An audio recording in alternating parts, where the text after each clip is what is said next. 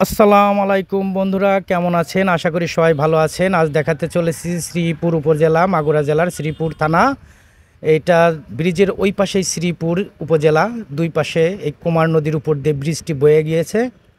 তা দেখতে থাকুন শ্রীপুর বাজার এবং শ্রীপুর উপজেলার দুই পাশটা আমি মোটামুটি যতটুকু সম্ভব রানিংভাবে আপনাদের দেখাবো। যে যেখান থেকে দেখছেন লাইক, কমেন্ট এবং শেয়ার করবেন। তা বন্ধুরা দেখতে থাকুন। এটা আমি ঢুকে পড়ছি শ্রীপুর থানার এই সাইডের দিকে।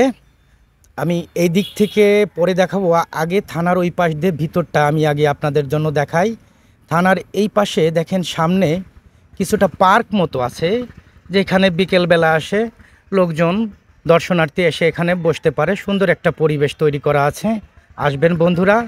এই যে পাশেই আমার ডান পাশে যেটি দেখতে পাচ্ছেন, এটা হচ্ছে গিয়ে শ্রীপুর থানা। শ্রীপুর থানা আজ ভিতরে যাব না, জাস্ট এই পাশ দিয়ে বের হয়ে ওই পাশ দিয়ে বের হয়ে যাব। তা দেখতে থাকুন শ্রীপুর থানা।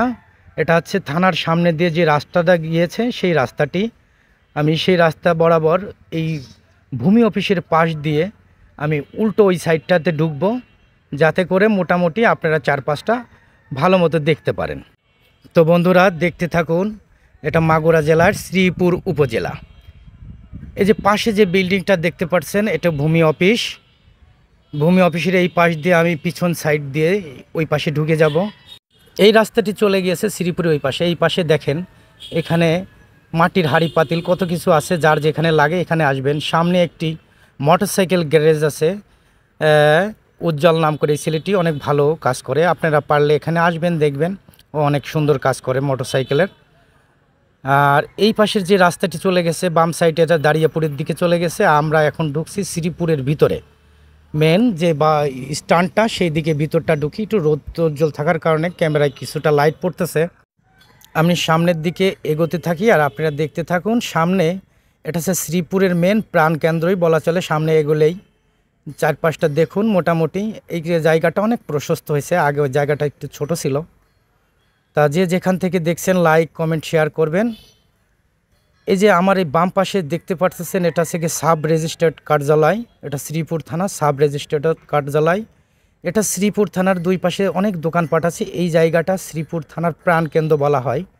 চারিদিকে অনেক দোকানপাট আছে, সব ধরনের দোকানপাট আছে। জুতা, স্যান্ডেল, কাপড় চোপড়, খাদ্য, স্টেশনারি সব কিছু পাবেন ইনশাল্লাহ।